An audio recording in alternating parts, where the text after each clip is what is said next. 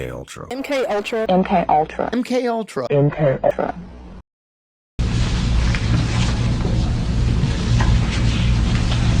I'm Christy Nicola, born July of 1962, rendering me 32 years of age. I was a subject in radiation as well as mind control and drug experiments performed by a man I knew as Dr. Green.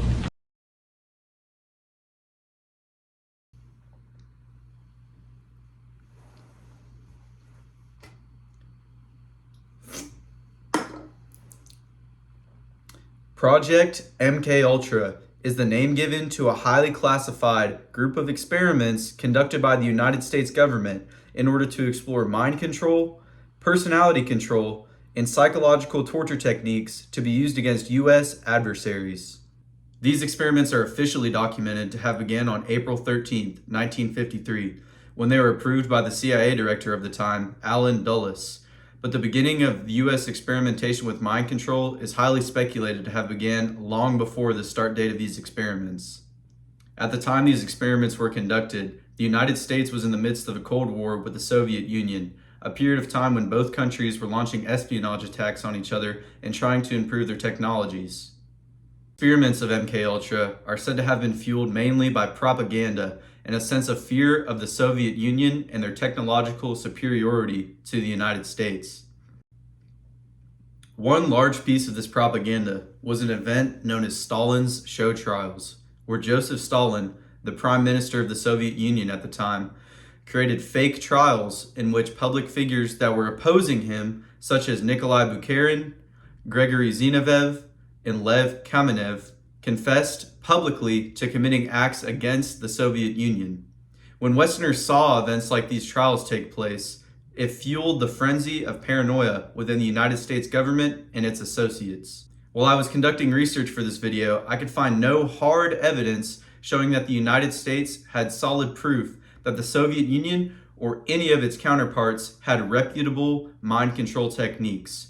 So I can only assume the experiments of MK Ultra were fueled by paranoia and propaganda techniques from the Soviet Union. However, theorists will speculate that MK Ultra was just an excuse for the United States to experiment on brainwashing. But for this video, I'll just leave the speculating up to you. There were over 149 sub-projects and experiments that go under the name MK Ultra. And while I can't fit all these experiments into one video, I'm going over some of the ones that are most interesting to me. If you like long-form conspiracy and history content, make sure you tune into my next video.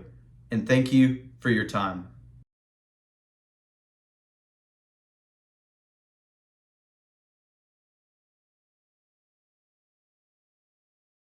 One of the rather famous examples of the U.S. experimentation during MK Ultra comes from a mental institution known as the Allen Memorial Institute and is known as Subproject 63. While I couldn't find an exact date the CIA began funding research at this institution, the approximate date the CIA began funding was January of 1957. The institution's main doctor of the time was Dr. Ewan Cameron, whose main focus was in researching and treating individuals with schizophrenia and other mental conditions. The CIA saw Dr. Cameron's work and began funding the experimentation of the facility with the primary goal of researching changing an individual's personality. Dr. Cameron's research and work specifically involved stressing and breaking a person down so far that they could be built back up and more easily manipulated. The CIA didn't want to directly send funds to a mental institution to avoid raising suspicion, so they did so through an organization named the Society for the Investigation of Human Ecology. All documentation that this organization existed were supposed to be destroyed when MK Ultra was concluded in 1973, but a document was found that proved the organization's existence in 1977, thus proving that the CIA was involved in experimentation at Allen Institution. One of the main techniques Dr. Cameron believed to be effective was a technique he named depatterning, where he would attempt to revert an individual to a childlike state in order to rebuild their personality from the ground up. Another method Dr. Cameron would use was a method he named psychic driving, where patients would listen to a pre-recorded looping message, often for hours on end, sometimes for up to 20 hours a day. It wasn't an uncommon practice at this facility for a patient to listen to a negative tape on repeat for up to 10 days straight to break them down, and then to have a positive message played for another consecutive 10 days. A rather famous story that comes from this facility involves a patient who escaped successfully and attempted to, I can't say it on YouTube, by giving himself CO2 poisoning by leaving his car running in his garage. When the patient was returned to the facility, Dr. Cameron found that the patient's personality was better than before he left the facility. So he told his nurses to gather CO2 canisters in order to do this experiment on other people. The nurses were like, this guy's crazy, rightfully so these experiments never happened. But just to give you an idea of what this guy liked doing to people. Conducting these experiments on patients while also giving them LSD showed no proven effectiveness, and most of his patients just ended up worse off than when they entered the facility. I couldn't find a specific name or subproject for the next experiment I'll be talking about, so for the purposes of this video, I'll be calling it the Deep Creek Experiments. These experiments took place in a cabin-style resort in Deep Creek, Maryland in 1953, where a CIA chemist known as Sidney Gottlieb, along with other scientists that were a part of the U.S. Army's Special Operations Divisions, were gathered to start experimentation. It's unclear based on official NSA documents if the individuals that were gathered here knew they were going to be given doses of LSD. However, in one official NSA document, Gottlieb, the lead scientist of the experiment, states, "Unwitting administration was talked about as being the only way to determine," end quote. So I personally speculate the subjects of the experiments at Deep Creek were unaware what drug they were going to be given, and possibly unaware that they would be given any drug at all. When asked about the group of people that were gathered to be experimented on, Gottlieb testifies that of the subjects of the experiment, quote, a group of people who knew that at some point they would have been given LSD, and secondly, a group of people, a number of whom had previously taken LSD, end quote. One of the individuals that agreed to take part in the research at Deep Creek was an Army scientist known as Frank Olson.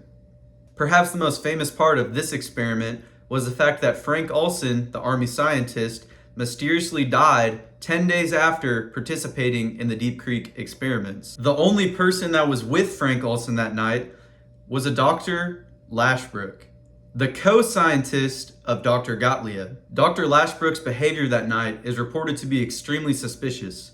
For example, when Olson fell from his window, Gottlieb did not immediately call the police or the hotel staff, but made a phone call to an unknown caller where all he said was, he's gone. So yeah, basically they dosed this dude with LSD and then they killed him. One thing to note is before the CIA decided to do specific experiments, they just gave LSD to people in the CIA.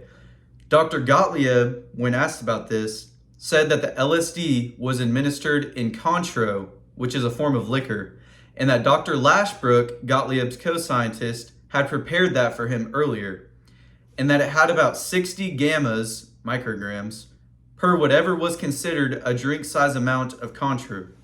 Not much else is known about the specific experiments that were conducted in Deep Creek, Maryland, besides that they caused the death of Frank Olson. I don't think I can make a YouTube video about MKUltra without talking about the experiments that took place as part of MKUltra Subproject 13, more commonly known as Project Midnight Climax. This subproject is one of the subprojects I find most interesting because it didn't involve experimentation on people in closed settings. The CIA was experimenting with LSD on unwitting public Americans. Now, the test subjects of this experiment weren't exactly role model citizens, but nevertheless, I feel like you should at least know before you're given a dose of LSD and spied on by the CIA. This experiment had sort of a trial phase where George Hunter White, who was the supervisor of the Federal Bureau of Narcotics at the time, would spike the drinks of his friends and colleagues to see if they would notice that they had been given LSD. After these sort of trial operations took place, Midnight Climax was ready to begin. The basis of the experiments of Subproject 13 were to lure an unwitting man into a set-up safe house created by the CIA, where they would then have their drink spiked with a dose of LSD. The women of this experiment were said to have been given small amounts of money and promised protection from the law by White if they were to have any run-ins in the future. Once the men in the experiment were dosed with the drug, they were then moved to a room with a two-way mirror where the effects could be observed. The most famous location that these experiments took place was named the Safe House and was located at 225 Chestnut Street in San Francisco. George White, who was head of the operation, took it upon himself to decorate the safe house with French paintings and artwork, red velvet curtains, and other lavish items to make the room more appealing. The room was also bugged, so the conversations had inside the room could be heard and recorded. I couldn't find many specific interactions or conversations that took place as part of this sub-project, probably because the CIA hid the documents and destroyed the documents. But I did find sources saying that $100 payments were made to the women in the experiment multiple times a night on some occasions. So it was probably a lot of people that were experimented on if they're making multiple payments in a single night. The experiments of Subproject 13 also took place for more than 10 years until they were discovered by the Inspector General of the time and were recommended to be closed. The operations would cease within the following year.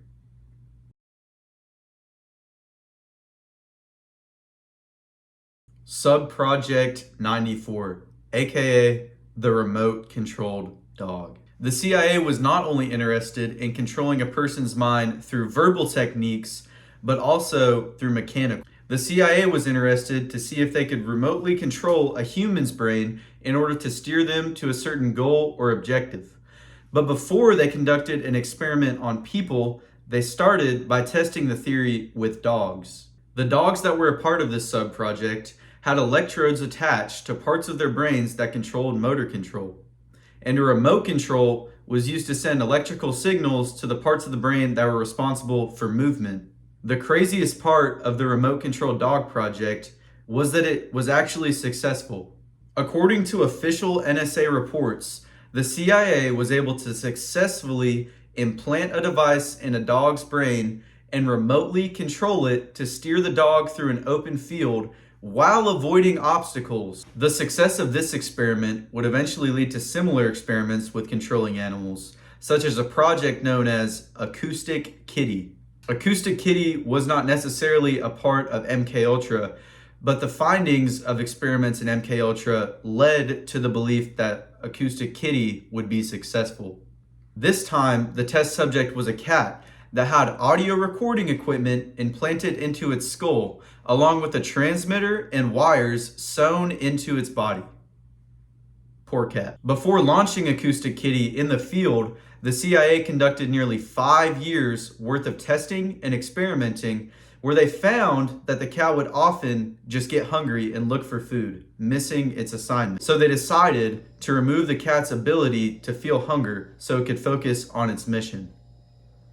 After 5 years of experimentation and testing, the CIA concluded that Acoustic Kitty was ready to be used in the field. Whenever they went to use Acoustic Kitty in a real espionage attack in which 2 Russians were sitting outside their embassy having a conversation and the cat was released on the side of the street opposite to the 2 Russians, the cat tried to cross the road and was almost immediately hit by a car and killed. What's up? It's me editing the video you're watching right now. Like I said in the video, MKUltra has over 147 sub-projects, so I'll most likely be making a part 2 in the MKUltra series. My next video will also be over the Ghost Army. If you're interested in that, please tune in, stick around. A lot better content to come. Thank you for watching.